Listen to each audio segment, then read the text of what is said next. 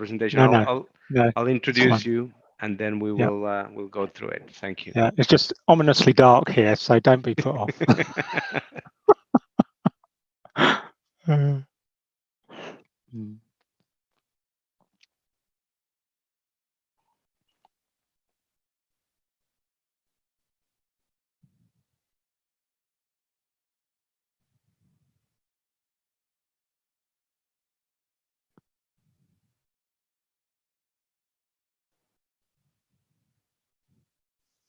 Okay, I think it's good time for us to start. So, Phil, again, thank you. For everybody who's with us, Phil Godwin is the head of claims at Lloyd's, joined the industry in 1982. That means basically when he was born. And he joined Lloyd's in 2007. And having worked by then for international broking firms across both placing and claims roles, including as claims director and board director at Carville in London. The claims team at Lloyd's has really a multifaceted role and set of responsibilities. The three core ones that I would that field helps cover are performance oversight, major event coordination or response, and transformation, which basically means working with the market to ensure standards are met and that we remain attractive as a market. Phil has held a special focus on catastrophe response over the past 10 years, and he led the Lloyd's market claim support team to Chile, boarding one of the first planes that landed in Chile after the earthquake, in Japan, and in USVI. Phil, again, many thanks for your time tonight, and the floor is yours. Thank you, Daniel, and a very warm welcome to everybody who's been able to join today. I've made a number of presentations in this new world that we're in, this remote world, and I don't think they get any easier, because there's nothing better than being able to actually shake hands with the audience and talk to people casually in the break. Unfortunately, today, that's just not feasible to do. So we'll do our very, very best to make this interactive. I'm very happy to take questions as we go. There's an option there. We could leave the questions to the end, but I think that's quite difficult to manage in a remote setting. So open invitation if you like to raise questions as we go. Very happy to do that. And my commitment to you is I will answer them as comprehensively and as openly as I can. There are some questions we get asked, candidly, that we have to be particularly guarded on the response we give, where that involves sort of the financial position of the market. So I will be as open as I possibly can on any questions that are raised. And again, before we get underway, thank you for joining. Apologies, it's ominously dark through the window to my left. It's slightly later in the UK. So so let's get underway. So Valdir is kindly going to help me drive the slides. And what I thought would be helpful is if the talking points today, very much describe them as talking points, if we divided them across these 5 areas, ranging from some insights from a global perspective. So looking at the sort of the larger umbrella globally from a claims perspective, just share some insights statistically in terms of claims payments, move through that more regionally to the regions that we're talking about specifically today, broadly. We have Latin America and we have the Caribbean. An update on number 3. I think it's really important because sometimes there's a misunderstanding of who are the claims agreement parties when you have Lloyd's syndicates on a risk. How many syndicates agree the claims? Is it them all? It's definitely not. So I think it's helpful just to give you an update on the operational landscape. And then key, whether you are a broker, a cover holder, underwriter, even an insured business, none of us can stand still. We all have to keep moving forward, trying to refine our products, our services, our expertise, the quality of our service. We're in a competitive industry. Nothing stands still. And so 4 and 5, I'll just talk about and give some real examples of the transformation that we're working on and in part have delivered to improve and enhance the claims proposition for the Lloyd's market. And that's as relevant, if you're an insurer as if you are a broker as well. So none of us can stand still. Thanks, Valdir. So just in terms from a global perspective, generally on an annual basis, the Lloyd's market will pay claims across something in the region of 200 territories around the world. Substantial. If you were to look at the claims payments that were made in 2020, because that's our last set of full annual results and report that have been published. We published the half-year position for 2021 quite recently, but I think it's helpful just to look at it on an annualized basis. In 2020, claims paid by the market. So I've used US dollars here because I think it's a good reference point. Almost $30 billion in claims have been paid by the Lloyd's market in 2020. It's an industrial number by any measure. It's an industrial amount, and if you were to average that, it doesn't always average like this, but as a mathematical exercise, you'd find that it was $82 million a day is the claims payment rate for 2020. On the left-hand side, not specifically from a claims perspective, but it's a useful infographic if you're not familiar with the market at a sort of global level. We've got an indication of where the business is sourced from territorially and also from a class of business perspective. It doesn't always go, as the experts, all of us will recognise, it doesn't always go that the claims will necessarily fall in the ratio of that business line. And indeed, if you look at 2020, on the box to the right, paid claims drivers. So these are the classes of business that really drove the payments in 2020.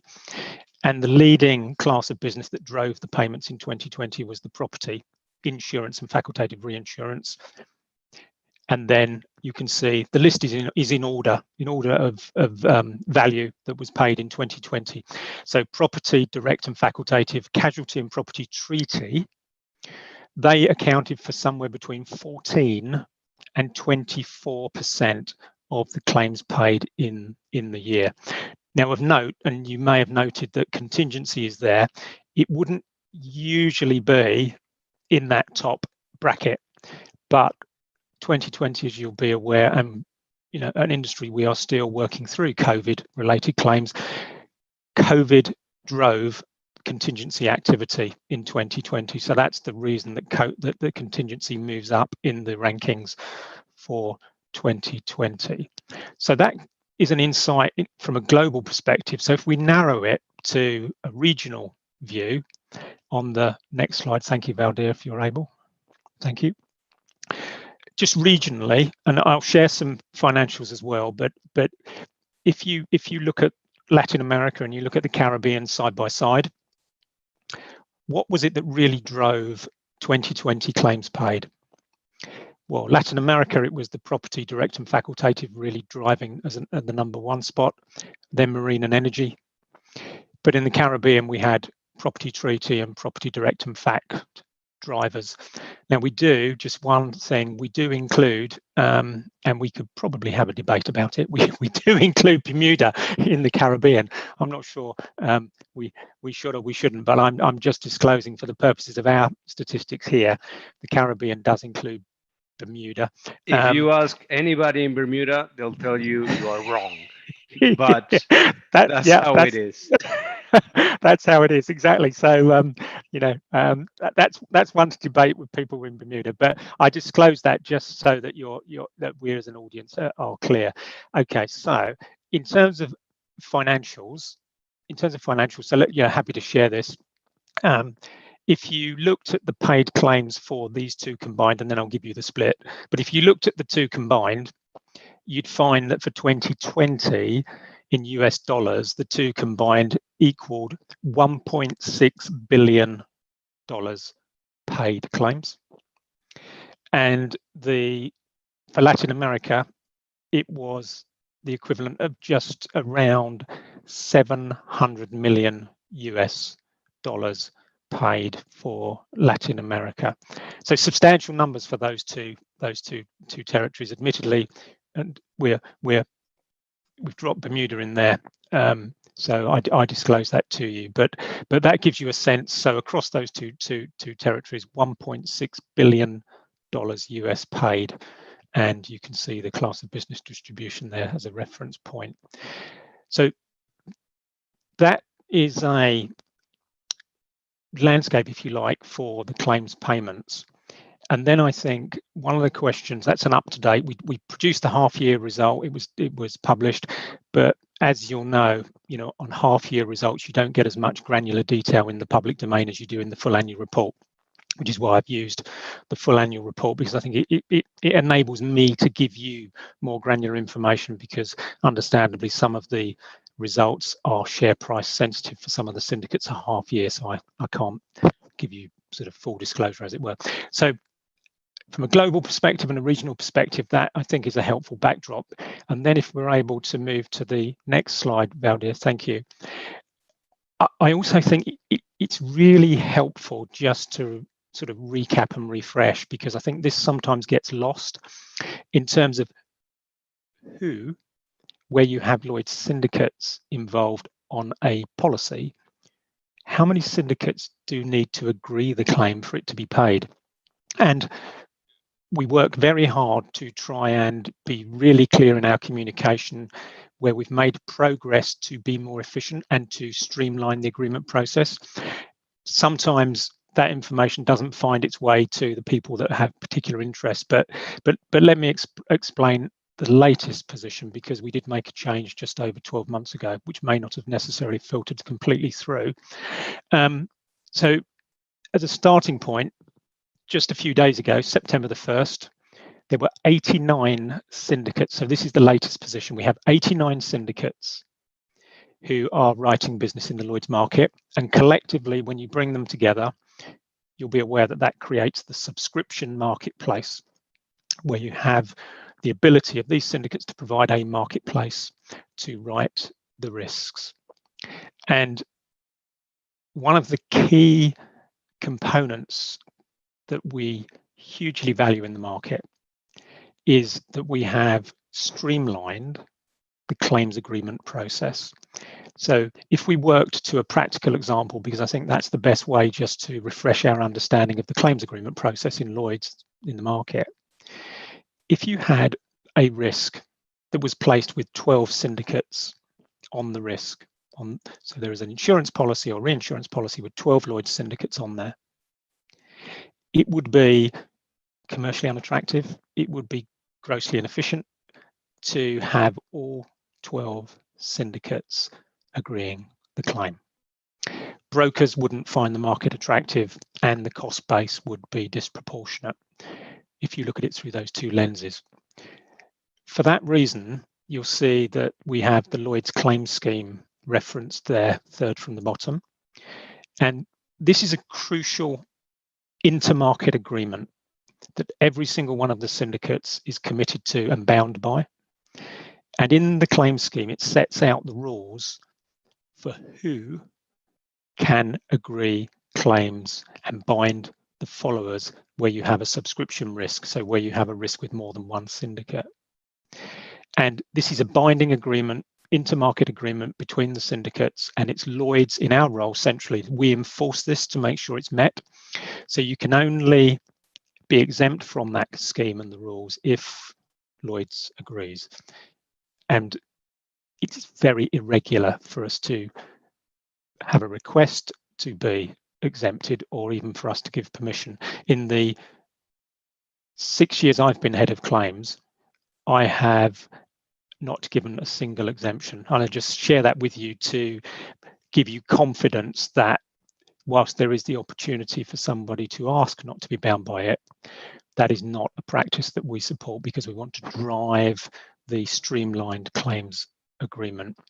And if we just open that up a little bit more, just for clarity, the current position is that the maximum number of agreement parties on a insurance policy, for example, is 2 agreement parties. So let's continue with that example where you had 12 syndicates on the risk, on the insurance policy. The claim scheme provides a collapsing down of the agreement parties to a maximum of 2. And whether it will be the leader only that agrees or 2 agreement parties, so the maximum, will depend upon the financial value of the claim and whether there is a complexity factor involved, which is explained in the claim scheme. But the key thing, I think, just to take away here is that today, if you were to look at the energy class of business and you had an energy claim on that risk with 12 syndicates, the leader alone could agree that claim and bind the other 12, bind the other 11 syndicates up to £1 million Lloyd share. And if it was more than that for the claim, it would be the second, but only the second. And that streamlining is absolutely crucial to make us attractive. And I'll talk more about the claim scheme on transformation, because we're not content that we can't streamline that even further. And I'll come back to that and just tell you what we're doing there. So the claim scheme is the heart of the agreement process. It's designed to streamline. It's publicly available on lloyds.com. If anybody would like a copy, if you can't find it, I'm quite happy to send it to you, but it's publicly available. And then just to close on this section around the operational landscape, from a Lloyd's market perspective, the market does understandably delegate some claims handling authority locally to TPAs or to cover holders in some instances. We're comfortable delegating that authority provided there are strict controls around the authority and the performance. We're comfortable delegating that authority provided they have access to the funds they need to settle claims. But I will come back on the transformation piece to work that we're doing to increasingly give us confidence around the quality of these entities that we are using to make sure that they can deliver from a Lloyd's promise perspective on the claims. But you'll know from experience that having a delegated claims entity locally, for example, in the Caribbean or, for example, in Latin America, is valuable to have access to a decision maker locally with delegated authority. There's no doubt it's valuable, but it does need to be organised and controlled. But we are comfortable as long as the controls are there. Okay. Thanks, Valdira. If I could move forward. Thank you. The next 2 parts of the talking points today are very much around transformation, making sure that we're not standing still, which is crucial, whatever business you're running. Some of the activity that we're involved in terms of making changes are tactical. So they might be short-term, or they might be something that we're doing to pilot and test a prototype. But the tactical activity in every single instance is designed to improve the experience of the policyholder ultimately. So to drive an improvement in the end sort of journey experience. And the benefits there can be delivered to the broker and of course to the policyholder as well. But in each instance, so you've got 6, you can see 6 here, 6 examples, and they've all got the same thing in common as I mentioned there, which is they're designed to drive increase in speed, increase in positive experience for our stakeholders. And if we start with the Lloyd's claim scheme, which I mentioned just a moment ago. So currently today, if you picked the energy class of business and you focus on that £1 million Lloyd share single agreement capability, so that one syndicate of the 12 has the ability to bind the other 11 up to £1 million sterling for the claim. We don't think that that provides the optimum landscape model for the market. Over the next 90 days, we are going to explore the feasibility of increasing that £1 million. So what would that do? The aim is to try and increase the number of claims that can be agreed by a single leader.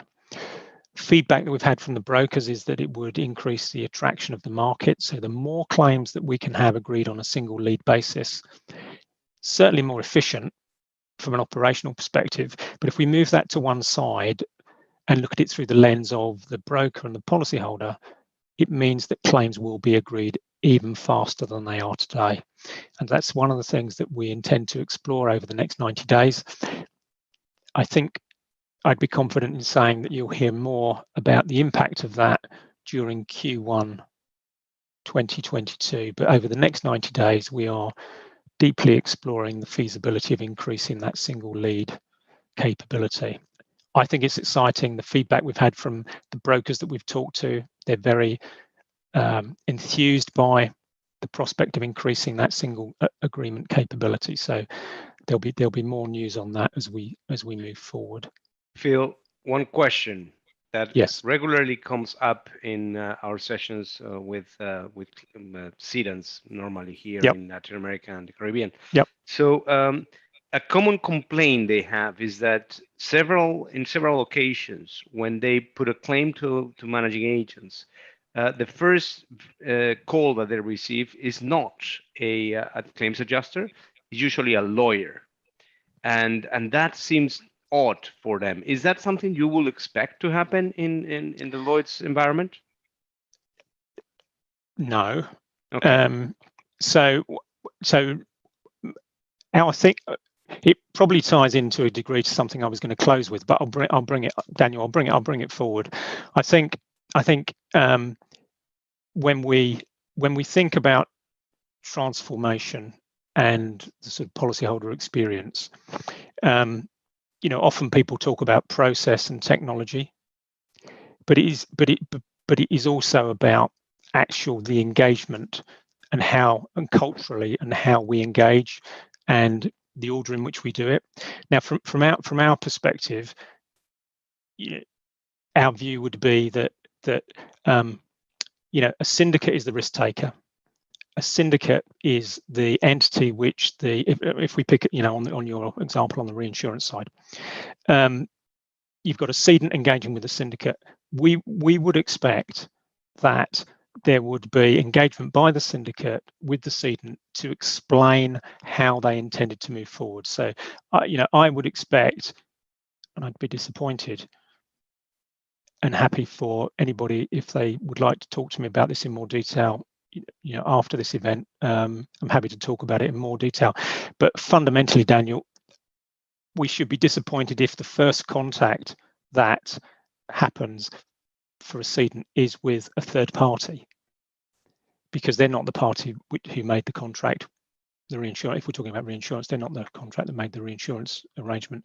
So, I'd be disappointed, and I think if there are particular examples that of behaviour that we should pay attention to, then I'm happy to talk about that. But I think you have to start on a principle basis. You've made the contract with the syndicate as the risk taker. You would expect that is where the engagement would start. And if it was going to move outside of that, you'd expect an explanation from the syndicate about that being the route. So I'd be disappointed.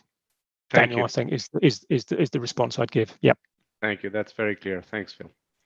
I mean, as we would, if on our own personal insurance, where we buy insurance with an insurer, if we were to get contacted by somebody other than the insurer we'd contracted with, we'd be bemused, wouldn't we? So, and we'd like an explanation. So I think the same principle flows through. So, no, that'd be that's my position. Many thanks. Okay. So on the middle item on this slide that we have, delegated entity authorization. What does that really mean when you break it down? What it means is we are, as a market, and we do give claims handling authority to a third-party administrator. We call them a delegated entity, claims entity, but essentially they're a TPA, if you like.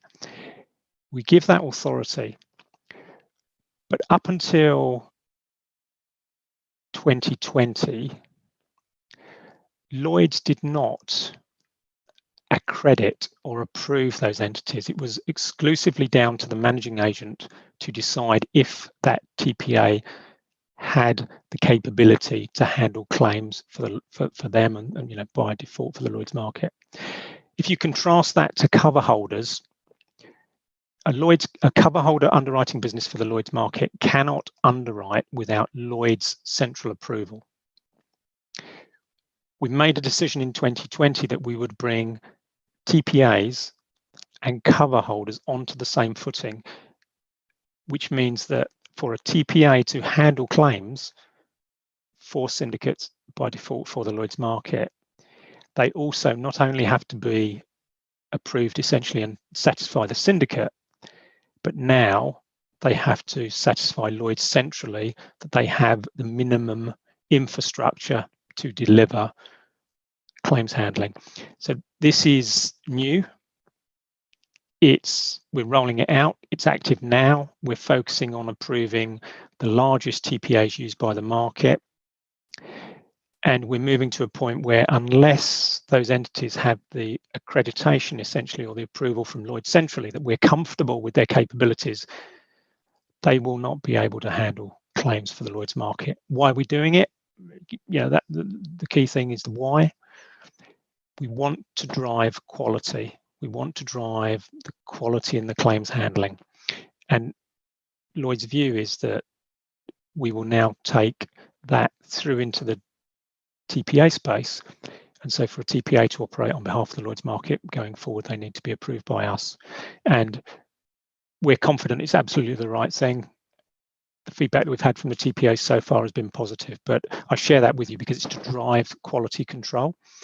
Now, the next three, the faster claims payment pilot, the cash call template, and the claims bordereau tracker, they very much focus on binding authority claims management that you might find surrounding a cover holder arrangement.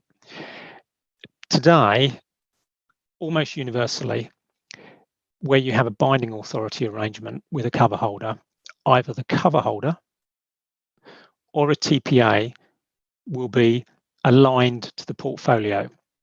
So you'll essentially have a high volume of claims for that portfolio or a high volume of policies. And you'll have a local TPA handling those claims to keep it as local as possible.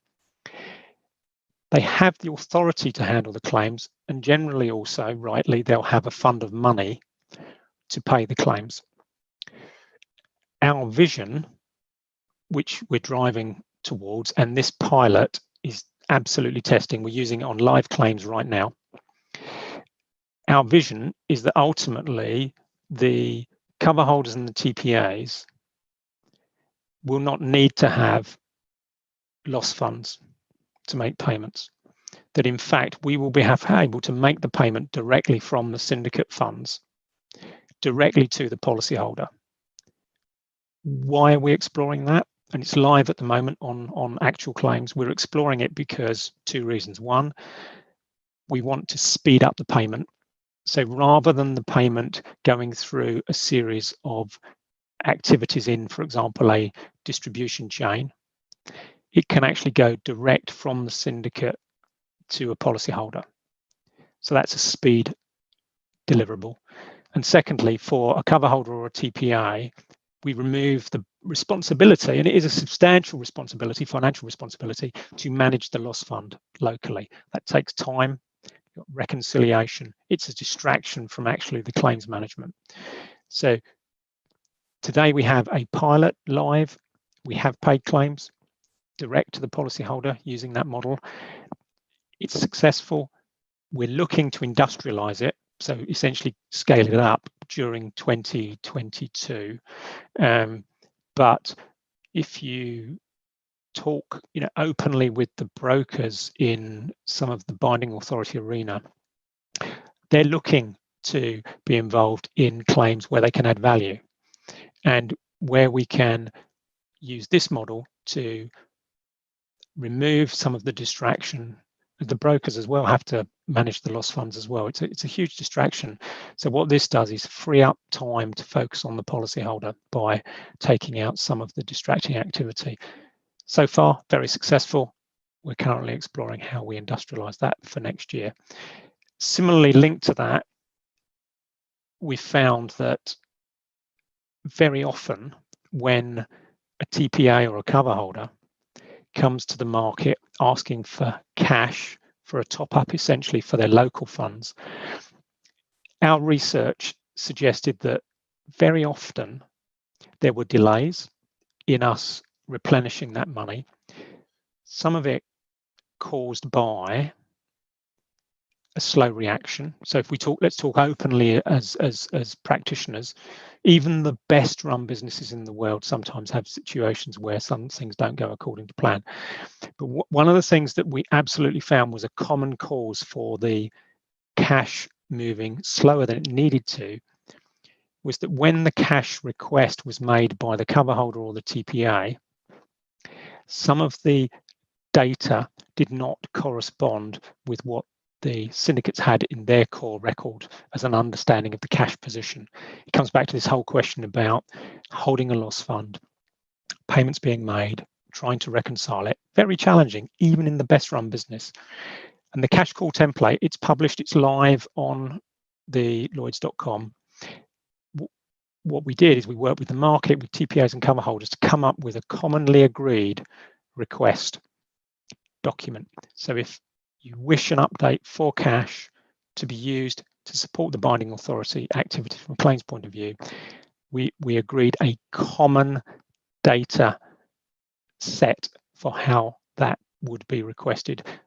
The aim of it, and it may seem fairly straightforward, but the aim of it was to, and is to, and it's being successful, is to grab as early as possible any data areas, any misunderstandings on the current loss fund position at the beginning by making the cash call template and the cash call request fit a standard set of data requirements.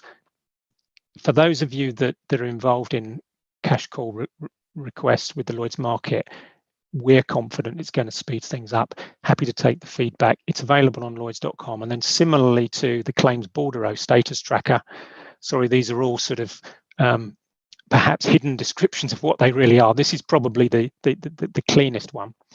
Claims bordereau submitted by a cover holder, submitted by a broker, submitted by a TPA to the Lloyds market, where you're looking for agreement of the bordereau, movement of funds.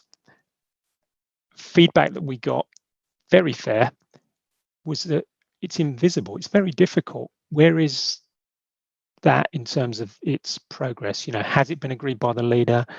Are we getting the money? When are we getting the money? Has the broker processed it? And the claims bordereau status tracker does exactly what it describes there. It will track where the bordereau is in the process and the agreement journey. We're building a prototype at the moment. It will go live. It will give transparency. And when you look at the 5 items we've just talked about briefly, and to be fair, you know, you can't necessarily do justice to these. The one thing I'd ask you just to sort of think about is, again, come back to is, why are we doing them? Because that's really the question that we always need to ask on the transformation activity. Why? What are we trying to do? And what we're trying to do is increase the speed, give a faster service to policyholders, both in terms of payment and agreement, but also the same simultaneously. One of the pieces of very dominant feedback that we had from cover holders, brokers as well, and TPAs was, we'd like to see more transparency in where claims or claims matters are in the agreement process.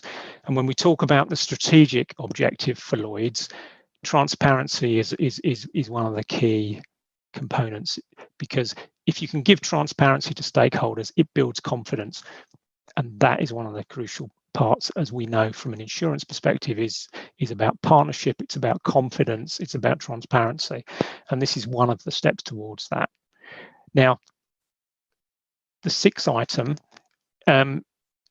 we just ask you to bear with us as we now do a little bit of juggling, because rather than describe to you the global events observer, what I was going to do is I will show you it live so you can see it. And before I do that, just sort of give you a description of what it's about. For an insurance market and reinsurance market as Lloyd's, we have a global footprint. You've seen that from the beginning where we showed where the sources of business came from. It's absolutely crucial for us at any given time that if we have a major event, earthquake, hurricane, major flood, that we as a market are able to understand what's happened on the ground quickly, that we have confidence in the intelligence that we're getting, and that we get intelligence at the right level and quickly.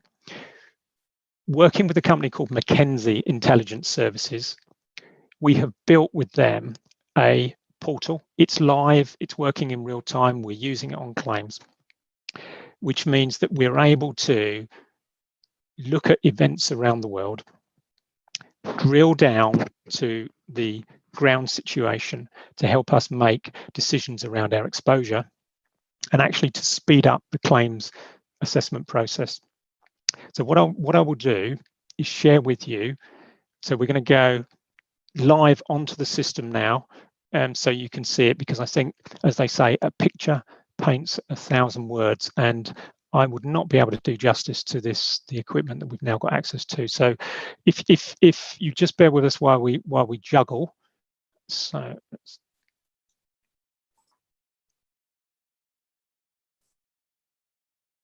Yo, I think you're free to share your screen now. Okay, thank you. So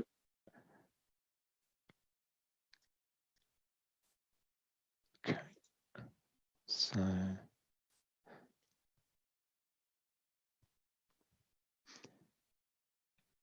he clearly doesn't like me.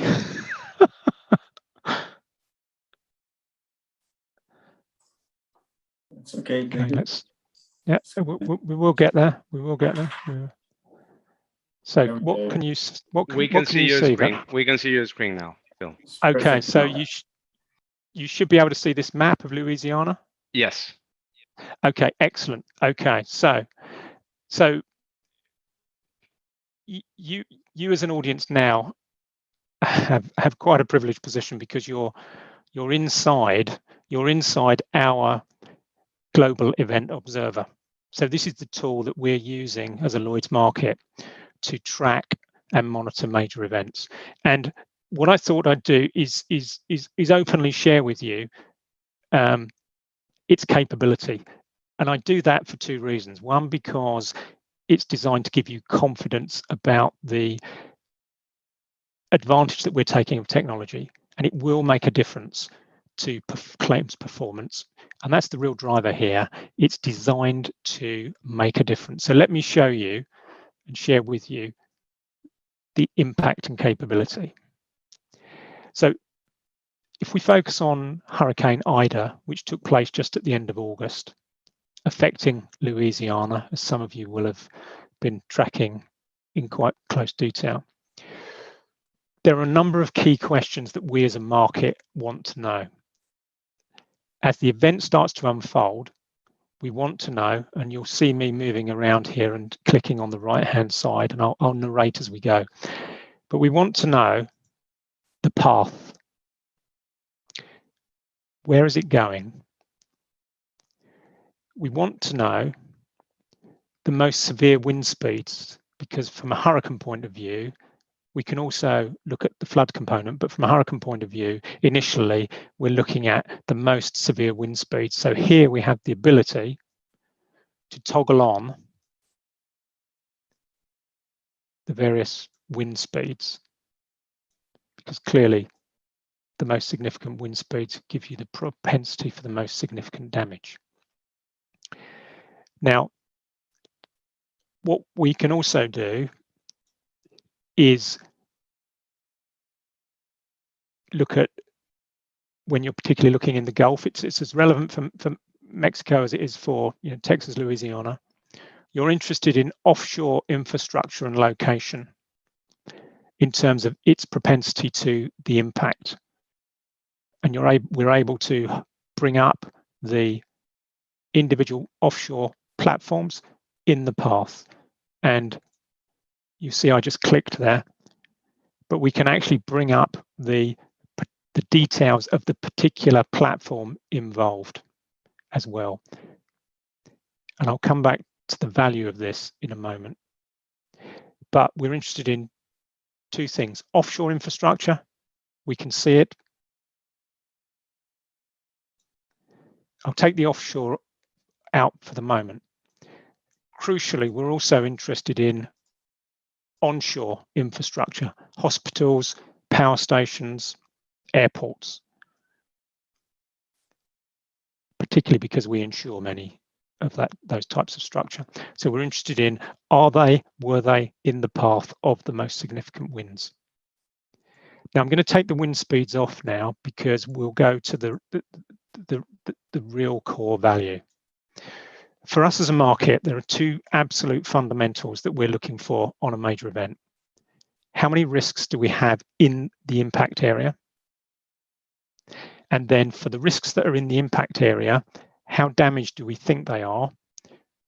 Should we make an advance payment now based upon the damage that we're aware of? Which risks should be priority for adjuster deployment? And do we have a concentration risk in a particular area where multiple risks are damaged and we could send one adjuster for efficiency? And that's just at a very high level priorities. Now, what you can do here is we have a team at Mackenzie. They are ex-military intelligence specialists who are experts at analysing imagery and intelligence to assess damage.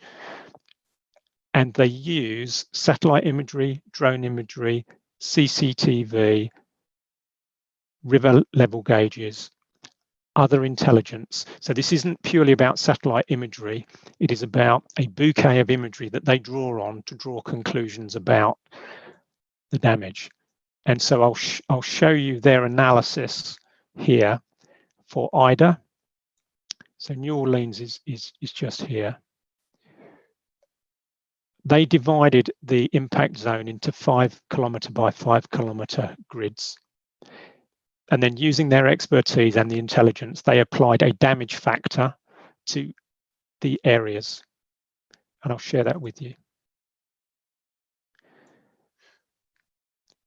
And so depending upon the colour involved, you use this grid, and their guidance is the level of damage that they, with a high degree of confidence, have allocated to these areas. The key thing that you can do as an insurer, and what our syndicates can do, is they have the ability. So this is geocoded. This is based upon longitude and latitudinal dimensions. So this is absolutely accurate. What you can do as an insurer for Lloyd's is you can upload your risk data.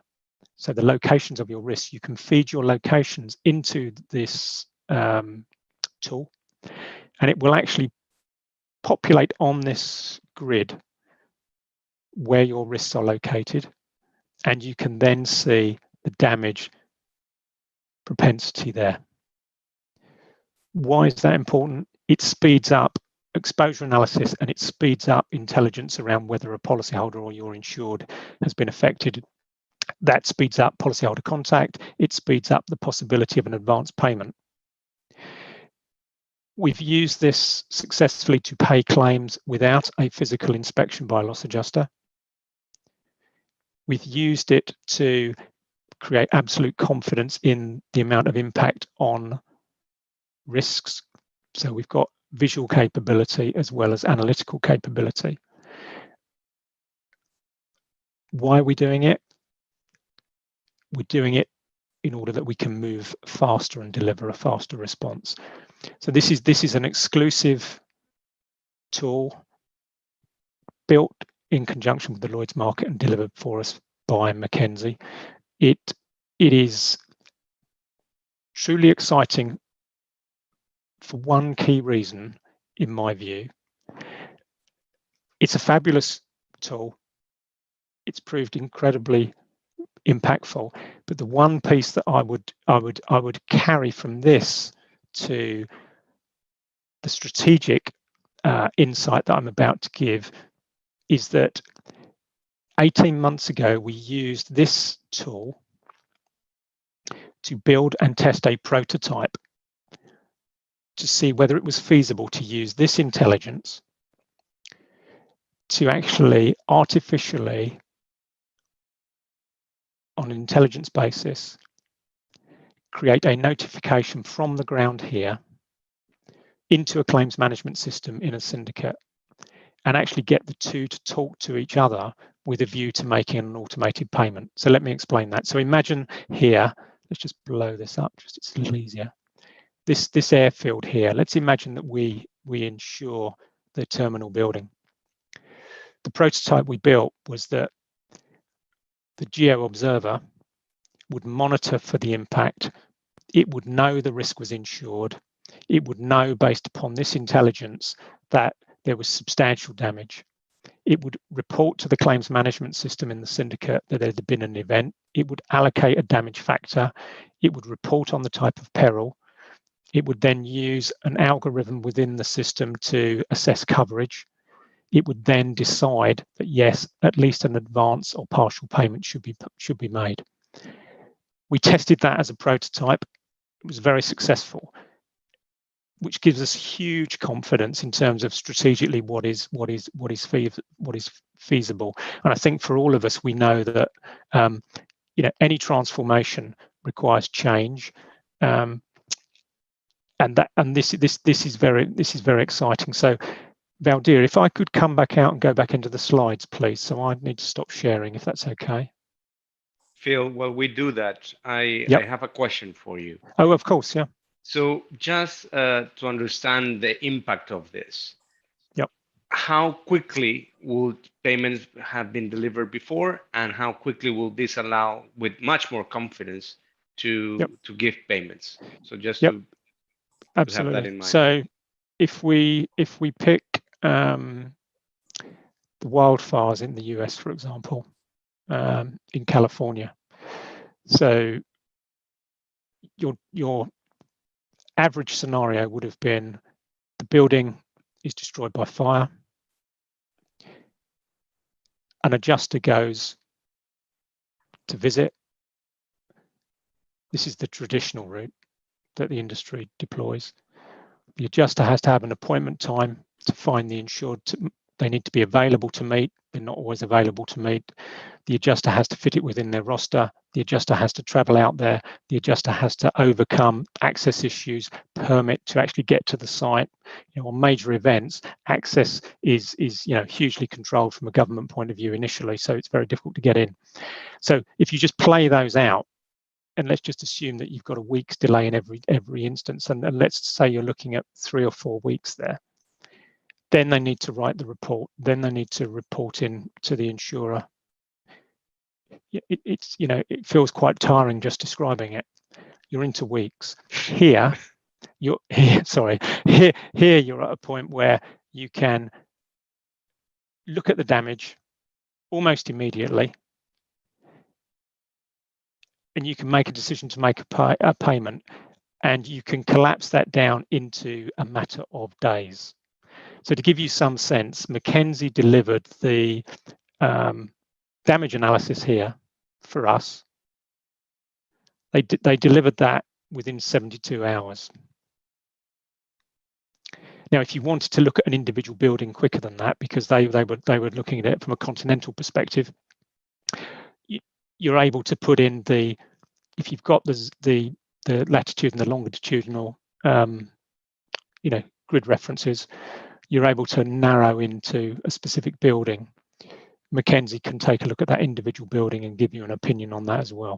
So this is really transformational.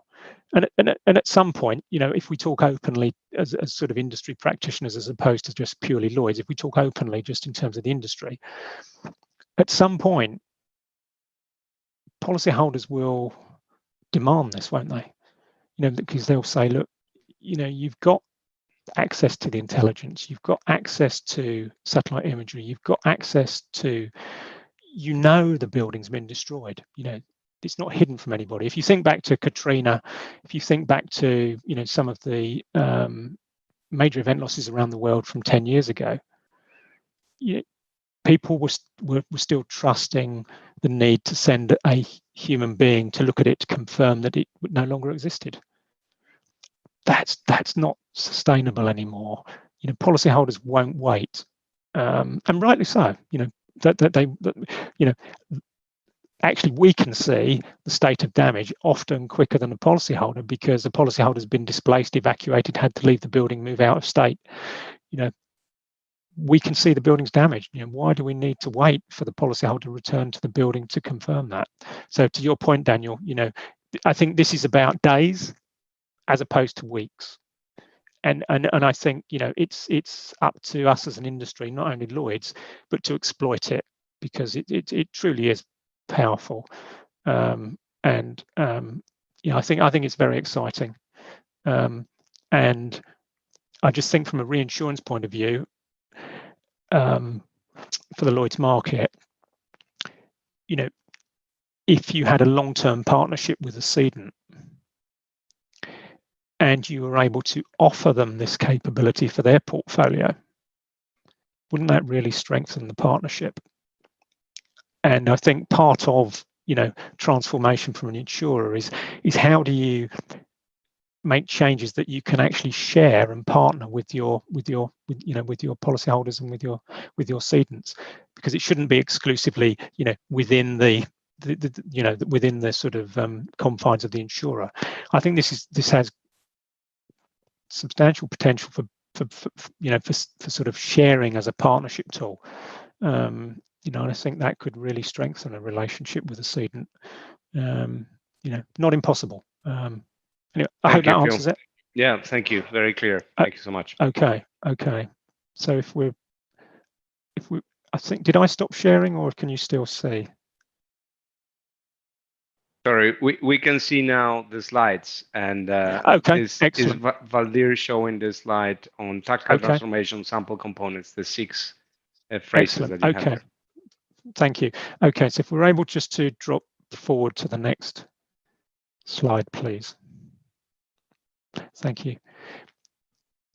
So we've talked about, I mean, the 6 we talked about there were very much sample tactical components that we're using to transform, but they sit against a bigger market level transformation agenda. What is it designed to do? It's absolutely designed to do to deliver the most advanced marketplace from a technological point of view, to be data driven, to be digitally enabled.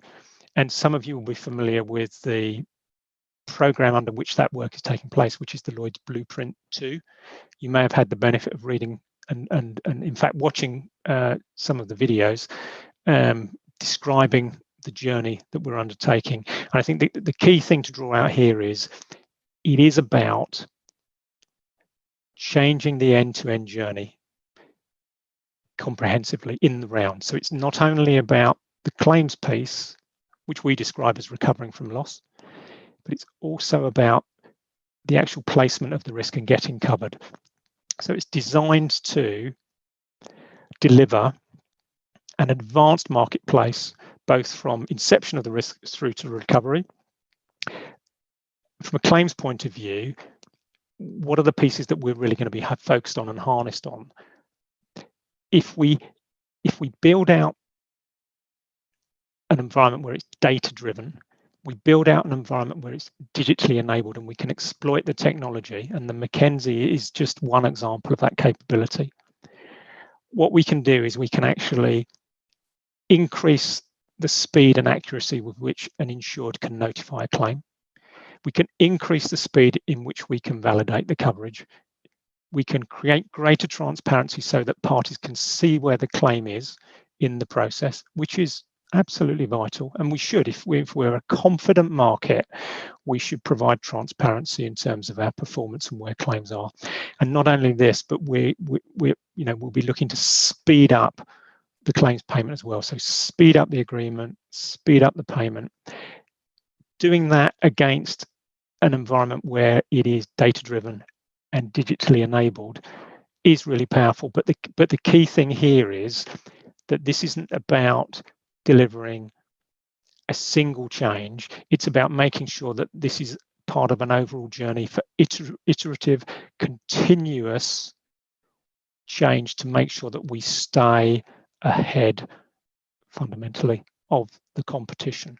Because any strategic transformation, and you may have seen it in your own businesses or seen it around the industry, sometimes what happens is strategic programs are built, they get delivered, but they get out of date very, very quickly. This is not one of those projects. This will make changes and iteratively we'll make the adjustment. How will we do that? Because if you make the changes built upon state-of-the-art technology, you can continue to build change after change as efficiently as possible.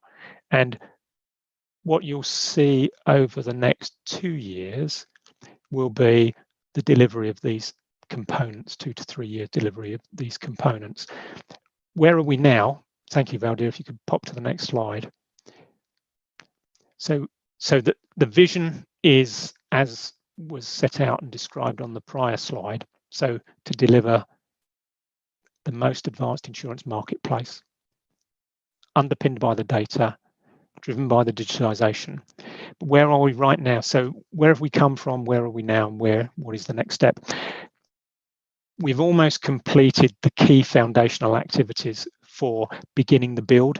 As you can appreciate, anything as strategically significant as the vision that we have there, you have to be really sure before you begin the build, because it involves so many stakeholders, including everyone who's on the call today, brokers, cover holders, TPAs, policyholders. Everybody is vested in making sure that we invest in the right activity and that it will deliver the outcome that we're all seeking to achieve. So time spent so far has been making sure we've got the foundations right. We are pretty much there now for beginning the actual build.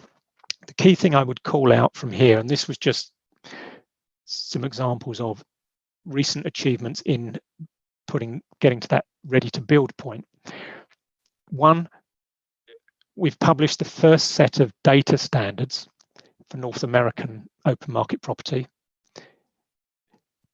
But it may not be a particular interest perhaps to individuals necessarily on the call. But the key thing is, for the vision that we have to be successful, we need to build and set data standards to create efficiency. And we've been able to do that in North American property, which gives us a super foundation for building forward on data standards. So that was an important test and we've been able to do it. But then the thing that sits really at the heart of this, the key activity that will provide the engine room, if you like, that will underpin this transition is that the second item from the left. So if you go down from the recent achievements, and you'll see that there's the heads of terms agreement have been agreed between Lloyd's, the market associations, and DXC. DXC, many of you may know, is a global technology company. And we have agreed a new joint venture with DXC, and they will work with us on building the digital engine room that will fuel essentially the transition for the end-to-end journey. So those terms have been agreed, and that means that we can shortly begin the build. And clearly, to deliver the vision, you need to get into the build mode. So very exciting that we're at that point. I think what I just sort of put a wrapper around everything we've talked about today here is, if you go back to the headline number for 2020, and if we're generous and we round it up, I think it was $29.5 billion, wasn't it? Yeah. If we round that up and say that's $30 billion, I don't think anyone will be offended if we just round it up a little bit. $30 billion paid claims in 2020. The one thing I think, when you look at the future, it is definitely about digitization. It's definitely about enhanced processes. But we also need to remember that it's a combination of technical expertise, relationships, and people. And if you go back to the 30 billion paid in 2020, it's testament to the broker's work, it's testament to the cover holder work or the delegated authority TPA work, it's testament to the syndicate work, that in a year when COVID, made it very, very difficult for businesses of all shapes and sizes to actually operate, remote working, other personal challenges. I think it's testament to all the stakeholders involved that Lloyd's was able to deliver its claims proposition in 2020, with many people involved in the stakeholder chain, brokers as well, working remotely. And so to deliver payments of almost $30 billion, I think is testament. And I think what it does, I mean, this is the piece that I think it's worth just bringing out is as an industry, absolutely we're about technology enhancement, digitization, process efficiency, but we're also about people, technical expertise, relationships, trust, partnership, and in all the claims that we as a market handle and you as stakeholders are involved in some instances, policyholders' priority is the payment of money so they can rebuild. In others, it's actually they want expert advice on how to defend a product's liability claim for a claim that is unfounded. So the key remains making sure the combination of process, technology, and expertise continues to be in the right ratios. And I think for all of us, we all have a absolutely vital role to play in that. And for those of you who were part of our journey in 2020 in delivering that claims proposition, I'd like to say thank you to you, because I know that people, there were challenges, individual level to meet our professional responsibilities. For those of you that were part of helping us deliver that outcome, I'd like to say thank you very much. Daniel, I was going to stop there because I know we're 3 minutes over, and I apologize. No, it's okay. It's been a very, very illustrative presentation. Thank you so much for taking the time, Phil. I don't see any questions, and given that we have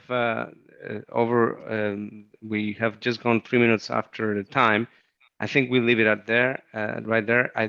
Again, thank you so much for the presentation. It was very insightful, and we'll share it with the participants. This is going to be in YouTube, so many more people will see it. Again, Phil, thanks so much to you, and thanks for everybody who joined us today. Have a great week, everybody. Thank you. Bye. Thank you. Thanks Bye-bye. very much.